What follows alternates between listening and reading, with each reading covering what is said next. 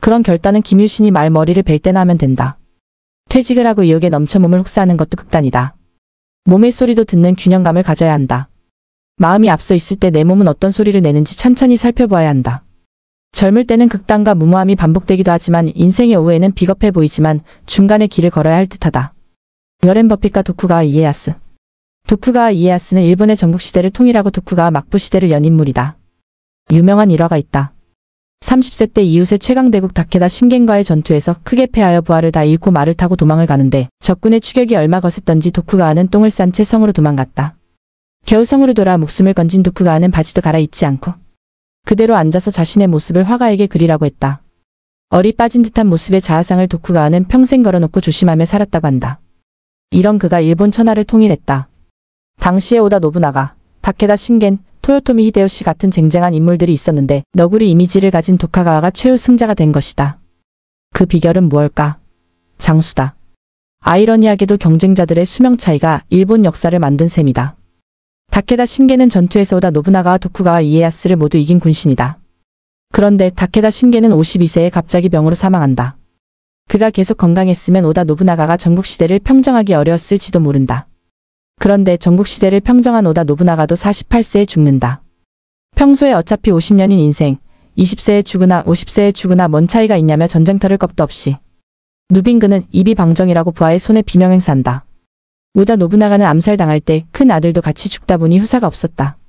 오다 노부나가를 뒤이은 사람이 토요토미 히데요시다. 히데요시 역시 조선을 침략한 정유재란 중에 61세로 죽는다. 그는 늦게까지 아들이 없어 조카를 후계자로 삼았지만 56세의 아들을 얻자 조카에게 누명을 시활복하게 했다. 어린 아들을 후계자로 삼으려 조카까지 죽게 했지만 토요토미 히데요시가 죽을 때 아들은 불과 5세였다. 이 틈을 타서 도쿠가와 이에야스가 토요토미 가문을 무너뜨리고 천하를 통일한다. 도쿠가와 이에야스는 히데요시가 죽고 나서도 18년을 더 살고 73세에 사망했기에 가능한 일이었다. 이제 시간과 공간을 바꾸어 21세기 미국에 살고 있는 사람을 한번 보자. 그 주인공은 워렌 버핏이다. 워렌 버핏은 2022년에 자산이 1160억 달러 150조 원로 세계 부자 순위 5위다. 버핏은 기업가라기보다 돈을 많이 벌 기업에 투자를 한다. 작년 말 기준으로 애플이 포트폴리오의 38.9%를 차지하고 코카콜라도 8.5% 보유하고 있다. 버핏이 거부가 된 것은 투자를 잘했기 때문이라는 데는 이론의 여지가 없다. 하지만 의외의 요인이 있다. 바로 장수다. 현재 버핏 자산의 95%가 60세 이후에 이루어졌다. 지금 92세이니 60세 이후에도 30년 이상 자산이 불어난 셈이다. 연 20%의 투자 수익률이면 30년 후에 자산이 무려 237배가 된다. 만일 버핏이 60세에 사망했더라면 투자 수익률이 아무리 높았다고 해도 세계 거부의 반열에 끼지 못했을 것이다. 한술 더 떠 그의 평생의 동료이자 부회장인 찰리 멍건은 99세다. 멍건은 올해도 버크셔 해서웨이 연례 주주총회에 버핏과 함께 참석했다. 장수가 이둘의 재산을 크게 불려준 셈이다. 최근 롤랑 가로스 프랑스 오픈 테니스 대회에서 노박 조코비치가 우승했다. 36세 20일에 우승하면서 메이저 대회 최고령 우승 자리를 차지했다. 4대 메이저 대회 23승으로 최다 우승 기록도 세웠다. 프랑스 오픈 우승 이전까지는 스페인의 라파엘 나달과 함께 22승으로 공동 1위였지만 이번 우승으로 단독 최다승 자리를 차지했다. 이번 우승의 가장 고비가 준결승에서 세계 1위인 알카라스와의 경기였는데 알카라스의 경기 중 부상으로 인해 조코비치가 손쉽게 이겼다. 강남 집을 못 산 분들께 김경록 소장 미래에셋 승태연구소. 부부간의 집 때문에 사이가 안 좋은 경우를 자주 봅니다. 제 친구는 아내에게 2번의 부동산 매수를 제의했다. 모두 거절당했는데 그게 성수동과 여의도입니다. 지금 그 아내는 집 얘기만 나오면 기가 죽는다고 합니다. 하지만 대부분은 이와 반대되는 이야기입니다. 아내가 강남에 집을 사자고 했는데 세계 경제가 어떠니 공기가 안 좋니 하면서 반대했다가 지금은 계층이 추락해버린 경우입니다. 남편이 꼴도 보기 싫어지고 우울증에 걸리기도 합니다. 사람들은 물건을 사고 나서 가격이 떨어지는 것보다 못 샀는데 가격이 천정부지로 오르면 멘붕에 빠지거든요. 저는 강남에 집이 없습니다. 신혼 때 13평 과천 아파트가 싫다고 사지 말자고 한 것에 대해 지금도 아내에게 심심찮게 한 소리 듣고 있습니다. 결혼 직후 서대문에서 전세로 5년 살다 고양시 일산에 분양 당첨이 되는 바람에 이사 온 게 지금까지 눌러앉게 되었습니다. 부동산 투자가 아니라 일을 해서 버는 소득과 금융자산을 통해서 자산을 증식하겠다는 게 신념이었지만 강남과의 집값 격차를 보노라면 자괴감이 드는 게 사실입니다. 이런 때면 여기 살면서 일어난 일들을 살펴봅니다. 이사 오자 바로 수년을 애먹이던 박사 논문을 썼고 첫째와 7살 터울이 나는 딸을 갖게 되었고 그리고 같은 직장을 20년 넘게 무탈하게 다니고 있습니다. 폐에 결절이 하나 발견되었는데 스스로 없어져 버렸습니다. 이전에 아팠던 흔적이었나 봅니다. 공기 좋은데 살다 보니 나도 모르게 병이 왔다가 사라졌다는 위안을 해봅니다. 이곳에서 제게 주어진 것들이 많습니다. 그뿐만이 아닙니다. 강산이 2번 변할 시간을 한 곳에 살다 보니 세월의 깊이를 느낍니다. 첫 애한테 한자를 가르쳤던 선생님은 요즘은 한자를 배우는 학생들이 없는지 한글 깨치기와 글씨 쓰기를 가르친다고 아파트 창에 붙여놓았습니다. 저렇게 적응하며 살아가는 게 삶이란 생각을 해봅니다. 간혹 엘리베이터를 탔다 놀랄 때가 많습니다. 다 큰 처자가 인사를 하는데 가만히 보니까 꼬맹이 때 얼굴이 보입니다. 모두 어릴 때 모습들만 기억나는데 그 얼굴들이 부모를 닮아가는 걸 보고 또 놀랍니다. 입주할 때 제 나이쯤이던 남자들은 어느덧 어깨 굽어지고 걷기조차 불편해졌습니다. 20년 후면 내가 저렇게 되겠다는 생각이 듭니다. 과거, 현재, 미래가 얽힙니다. 이탈리아 피렌체에는 옛 건물과 거리가 남아 있습니다. 그래서 13세기에 태어난 인문학자이며 신곡을 쓴 단테가 700여 년이 지난 지금 살아 돌아온다고 해도 자기 집을 찾아갈 수 있을 거라고 합니다. 단테의 생가에는 700여 년에 걸쳐 있는 많은 시간의 이야기들이 쌓여 있음을 봅니다. 제가 38년 전에 자취와 하숙을 하던 서울 아현동과 염리동 집은 집의 흔적은 고사하고 그 골목길도 없어진 것과 대비됩니다. 집을 34년에 한 번씩 옮겨 다녔으면 돈도 벌고 다양한 공간을 마주하는 즐거움도 덤으로 얻었을 것이란 생각을 해보지 않은 것은 아닙니다. 그런 생각이 들 때마다 세상은 나와 같은 사람에게 시간의 맛을 보여준다는 위안을 하곤 합니다. 아마 자주 옮겨 다녔으면 시간의 흐름이 주는 깊이를 몰랐을 겁니다. 또 하나는 세상의 이치에 대해 생각을 해보게 됩니다. 강남 지배부에 못지않은 가치 있는 것을 하늘이 저에게 주었는데 그것을 스스로 잊고 있지 않나 반성을 합니다. 자신에게 주어진 것은 당연한 것으로 간주하고 다른 사람이 가진 걸 보고 속상해하는 격입니다. 지금 내가 살고 있는 터전이 최적일지 모릅니다. 내가 가지 않은 길을 생각하고 지금 가진 것을 생각하고 그리고 보이지 않는 것에 대해 생각해보게 됩니다. 그러다 보면 이해까지 생각이 미칩니다. 강남 집을 놓친 것 때문에 부부불화가 심해졌다는 지인은 자신이 이만큼 살아온 것이 대견하지만 아내가 인정을 해주지 않는다고 합니다. 남편은 지금까지 살아온 것이 감사한 일이고 아내는 지금까지 살아온 것은 당연히 주어진 것이며 좀 더 플러스 될 수 있었던 삶에 대한 아쉬움입니다. 관점의 차이가 부부간의 거리까지 멀어지게 한 셈입니다. 프랑스 작가 알랭 드 보통은 불안이라는 책에서 너무 심한 불안은 삶을 해친다고 봅니다. 저자는 적은 것을 기대하면 적은 것으로 행복할 수도 있다. 반면 모든 것을 기대하도록 학습을 받으면 많은 것을 가지고도 비참할 수 있다는 말을 하면서 기대를 낮추는 게 심한 불안을 줄이는 해결책이라고 합니다. 저는 한 걸음 더 나아가고 싶습니다. 단순히 인생에 대한 기대를 낮추는 것을 넘어서 자신이 걸어가지 않은 길을 긍정적인 시선으로 바라보면서 삶의 균형에 대해 생각해보는 것입니다. 끝없이 플러스만 추구하는 마음에 제동을 걸어줍니다. 성경 마태복음 13장에는 천국은 마치 밭에 감추인 보화와 같으니 사람이 이를 발견한 후 숨겨두고 기뻐하며 자기의 소유를 다 팔아 밭을 사느니라라는 비유가 있습니다. 밭에 감추어진 보화는 평범한 일상의 보물이 있는 것으로 해석할 수 있습니다. 지금의 삶은 항상 균형 잡혀 있습니다.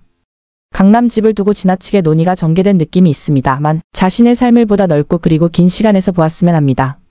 최고의 재테크는 때를 아는 것. 요즘 젊은 사람들은 직장 끝나면 모여서 부동산 등 재테크 공부를 한다고 합니다. 심지어 주식을 운영하는 펀드 매니저도 일과를 마치고 부동산 공부를 한다고 합니다. 여유 시간에 생각 없이 지내는 것보다 낫지만 장기적으로 보았을 때 올바른 방향인지 의문이 됩니다. 자신의 때에 맞게 해야 할 일을 하고 하지 않아야 할 일을 하지 않는 게 재테크의 기초입니다. 이 기초가 흔들리면 다른 재테크를 아무리 잘해도 튼튼한 건물이 지어지지 않습니다. 성경의 전도서에는 천하만사의 잣대가 있다고 합니다. 공부를 해야 할 때가 있고 일을 해야 할 때가 있으며 돈을 모아야 할 때가 있고 돈을 써야 할 때가 있습니다. 자녀를 품에서 키워야 할 때가 있고 품에서 떠나보내야 할 때가 있습니다. 이때를 잘 못 맞추면 많은 일들이 어렵게 됩니다. 10대에 공부를 해야 할 때 돈을 벌려 하고 40대 돈을 벌어야 할 때 공부를 하겠다고 하면 삶이 원활치 않게 됩니다. 자녀를 품에서 떠나보내야 할 때 떠나보내지 못하면 일본에서처럼 자녀가 40대가 되어도 부모와 같이 살면서 연금을 나눠 쓸 수 있습니다. 연령에 맞추어 찾아오는 때를 잘 맞추어야 합니다. 공부를 해야 할 때 공부를 열심히 하는 게 최고의 재테크입니다. 얼마 전 TV에서 공부의 신을 출연시켜 자산관리에 대해 이야기하는 걸 보았습니다. 진행자가 재테크에 대해 물어보니 공부의 신은 최고의 재테크는 공부라고 답했습니다. 맞는 말입니다. 마이크로소프트 창업자 빌 게이츠가 고등학교를 찾아가서 여러분 주위에 안경 끼고 매력 없는 모범생들이 있을 텐데 사회에 나가면 이들이 여러분 위에 있는 걸 발견하게 될 겁니다. 라는 말을 했습니다. 20대 때 최고의 재테크는 나라는 인적 자본을 키우는 것입니다. 우리나라는 대학 들어가면 공부는 대략 끝났다고 생각하지만 잘못된 생각입니다. 학교 공부도 열심히 해야 하며 그뿐 아니라 많은 책을 읽고 다양한 경험을 쌓고 친구 관계를 만들고 육체적, 정신적 건강함을 만들어가야 합니다. 이때는 돈을 모으는 것보다 여행을 하고 친구를 사귀는 데 쓰는 게 낫습니다. 사회적 자본을 만드는 거죠. 이 시절의 친구는 이해관계를 떠나서 의기투합하기 때문에 나이 들어서 만들 수 없는 관계입니다. 이것은 소비가 아니라 자신에 대한 투자입니다. 필요하면 돈을 빌려서라도 자신에게 투자해야 하는 때입니다. 이때를 놓치면 다시 기회를 잡기 어렵기 때문입니다. 초중고 과외를 시킬 돈으로 포크레인을 사서 임대해서 돈을 벌게 해주는 게 낫지 않나? 혹은 그 돈으로 좋은 주식을 사주는 게 낫지 않나? 라고 물어보는 사람이 있습니다. 여윳돈이 있으면 자녀에게 좋은 주식을 사주는 게 훌륭한 전략이지만 교육에 투자할 돈으로 좋은 주식을 사주는 것은 옳지 않습니다. 어떤 능력을 꽃피울지 모를 인적자본에 투자하는 게 가장 좋은 재테크입니다. 이 시기를 놓치면 인적자본을 키울 때를 영원히 놓쳐버립니다. 그러면 30대는 어떨까요? 자신의 전문성을 키우고 가정을 꾸려야 합니다. 결혼, 자녀, 주택 등을 갖추어야 하는 시기입니다. 표현이 삭막할 수 있지만 자신에게 맞는 좋은 배우자를 만나는 게 이 시기의 좋은 재테크 중 하나입니다. 이는 마치 두 회사가 합병하는 거나 마찬가지입니다. 무조건 큰 회사와 합친다고 좋은 게 아니라 서로에게 맞는 회사여야 합니다. 물론 적합한 회사가 없으면 합병하지 않는 게 맞는 전략이겠죠. 긍정 심리학자 마틴 셀리그만은 결혼 혹은 동거, 연애한 사람은 그렇지 않은 사람에 비해 더 행복하다는 것만은 확실하다고 하니 진지하게 고민을 해봐야 할 것 같습니다. 그리고 자신의 전문성에 대한 기초를 확실히 하고 자신의 전문성을 위해 승부를 걸어야 하는 시기입니다. 요즘 30대 직장인이 퇴근하고 3, 3호 부동산 투자를 공부한다고 하는데 경계해야 할 일입니다. 꼬리가 몸통을 흔드는 격입니다. 이 시기에 자신의 전문성에 대한 기초를 단단히 하지 못하면 인생의 정점 시기인 40, 50대가 불안정하게 됩니다. 불안정한 40, 50대는 노후의 불안정으로 이어집니다. 아마 30대는 이 말을 들으면 일과 삶의 균형이 있는 워라밸을 추구해야 한다고 할 겁니다. 하지만 일과 삶의 배분이 얼마가 되어야 균형인지에 대한 명확한 답은 없습니다. 탄력적으로 적용하면 됩니다. 30대의 5년 정도는 자신의 일에 승부를 걸어야 합니다. 또한 이 시기는 여러 연금을 잘 갖추어서 재테크의 기반을 다지는 때이기도 합니다. 40대는 소득이 많아지고 일찍부터 준비한 연금 등의 자산도 많아집니다. 비로소 자산 관리를 잘해야 하는 때입니다. 얼마를 저축할지 결정해야 하고 축적된 자산을 수익성 있게 관리해야 합니다. 50, 60대로 가면서 자신의 소득보다 축적된 자산이 많아집니다. 그리고 이제 축적된 자산에서 돈을 매번 인출해서 써야 합니다. 자산 관리를 어떻게 하느냐에 따라 일찍 바닥나 버릴 수 있고 오랫동안 유지될 수도 있습니다. 자신이 축적한 자산을 곳간이라고 생각하면 안 됩니다. 곳간은 그냥 꺼내 쓰는 곳이어서 세월이 흐르면 결국 바닥나게 됩니다. 우물처럼 물이 솟아나와 물을 퍼내도 채워져야 합니다. 자산 관리를 곳간이 아닌 우물로 해야 합니다. 현명한 자산 관리가 필요할 때입니다. 20, 30대는 바둑으로 치면 포석을 놓는 시기입니다. 이때 포석을 잘 두면 이후에 바둑 게임이 쉬워집니다. 어려움이 와도 큰 피해를 입지 않고 극복할 수 있습니다. 40, 50대에 들어서면 저축과 지출의 결정을 잘 해야 하고 축적된 자산을 증식해야 합니다. 60대 이후에는 축적된 자산을 곳간이 아닌 우물 시스템으로 관리해야 합니다. 20, 30대 할 일이 있고 40, 50대 할 일이 그리고 60대 이후에 할 일이 있습니다. 그 시기에 맞게 해야 할 것을 잘 알고 실천에 옮기는 게 재테크의 기초입니다. 퇴직 후에 2가지 후회. 유비무한. 준비된 은퇴, 행복한 노후를 꾸리기 위한 실전 솔루션을 욜로 은퇴 시즌2로 전합니다. 퇴직을 하면서 일어나는 대표적인 일이 책 정리와 등산이다.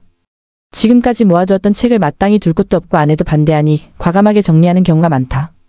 그리고 100대 명산 정북과 같은 계획을 세우고 등산버스에 몸을 싣고 산을 오른다. 어떻게 되었을까? 사람마다 성과는 다르겠지만 후회하는 사람들도 있다. 후회의 이유를 들어봤다. 씨는 30년 이상 다닌 직장을 나오면서 방에 있는 물건들을 다 정리했다. 과거를 정리하고 새 출발을 한다는 생각으로 지금까지 읽고 모아두었던 책은 회사의 자료실에 기증했다. 그뿐만 아니라 연필꽂이와 같은 비품들도 사람들에게 주고 말 그대로 손을 탈탈 털고 시원하게 퇴직했다. 그런데 퇴직 후 몇 해를 지나다 보니 책과 비품들을 없애버린 게 너무 아쉬웠다고 고백했다. 나의 고민 중 하나는 경영고문 기간이 끝나면 방을 반납하고 나가야 하는데 20년 이상 모아두었던 2,500여 권의 책을 어떻게 처리하느냐다. 작년에 회사를 퇴직할 때도 다른 무엇보다 이 책을 어떻게 하냐가 첫 번째 해결과제였다. 다행히 회사에서 사무실을 마련해줘서 이 문제는 연기되었지만 문제가 아예 사라진 것은 아니었다. 이런 고민을 이야기하는 차에 씨가 자신의 경험을 말해준 것이다. 씨는 책을 모두 처분하지 말고 상자에 넣어서 쌓아두기라도 하라고 했다. 책과 비품을 정리하고 나니 자신의 30년 역사를 입증해줄 게 남아있지 않다고 했다. 책장에 책들을 쭉 굽어보노라면 책과 관련되어 자신의 역사가 떠오를 수 있기 때문이다. 여자는 집에 책을 많이 두는 것에 반대하기에 쉽지는 않지만 박스에 넣어두더라도 얼마간의 책과 비품은 꼭 가지고 있으라고 강력하게 추천했다. B씨와는 1년 만에 만난 듯하다. 그 짧은 기간 동안 기력이 빠진 듯하여 깜짝 놀랐다. 걷는 것도 불편해 보였다. 이유를 물어본 즉 무릎이 안 좋아 병원에 갔더니 무릎이 생겼다는 것이다. 근처 병원에서 치료를 받다가 낫지 않아 큰 병원으로 옮겨서 치료를 받고 있다고 했다. 이제 당분간 좋아하던 등산을 못하게 되었다. 등산은 고사하고 몸도 약해져서 무릎과 몸을 모두 회복하려면 시간이 좀 걸릴 터였다. 4년 전 지금의 내 나이쯤이었을 B씨를 보았는데 거침없이 산을 오르고 건강했다. 은행을 퇴직하고 다른 회사에서 은행 업무 관련 자문을 하면서 지내고 있었다. 무릎이 좋지 않아 산을 잘 못 오르는 나에게는 부러운 모습이었다. 나는 등산을 좋아했는데 젊을 때는 교만스럽게도 지리산이나 설악산을 뛰어서 내려왔다. 30대 중반 어느 날 밤부터 새벽까지 설악산 정상에 오르고 아침에 뛰어 내려갔더니 설악동에서 무릎에 심한 통증이 왔다. 그 이후로 산을 2시간 이상 내려오면 무릎이 아파서 더 이상 높은 산을 오르지 못하게 되었다. 산이 묵묵히 있다고 우습게 보면 안 된다. C씨는 나이가 60을 넘겼는데 스노우보드를 다시 타야겠다고 했다. 스키를 즐겨 탔다가 스노우보드로 바꿔 즐겼는데 위험할 것도 같아서 그만뒀다고 했다. 그런데 유럽에서 92세 되는 할아버지가 스노우보드를 탄다는 말을 듣고 다시 시작하겠다는 것이다. 다들 말렸다. 수만 명 중에 한두 명 있을까 말까 한 일을 보고 따라하면 안 된다는 게 중론이었다. 해외 토픽에서나 있을 법한 일이 나에게도 가능하리라 생각하는 게 사고의 오류 중 하나다. 사람의 생각은 그런 면에서 비합리적이고 무모하다. 수천만 명 중에 하나 있을까 한 일이 내게도 가능하다고 생각하니 말이다. 어쩌면 그런 무모함이 인류를 앞으로 나가게 했는지 모른다. 하지만 그 무모함도 때가 있는 법이다. 60대들이 가장 저지르기 쉬운 실수가 몸과 마음이 따로 노는 것이다. 40대는 마음이 젊은데 몸 역시 젊어서 마음을 따라준다. 하지만 60대는 마음은 여전히 젊은데 몸이 따라주지 않는다. 외과 의사들은 나이 들어 수술을 직접 하려 하지 않는다. 긴장감이 워낙 커서 자칫하면 수술 중에 자신이 심장마비가 올 수도 있기 때문이다. 몸이 젊을 때처럼 긴장감을 이겨내지 못하는 것이다.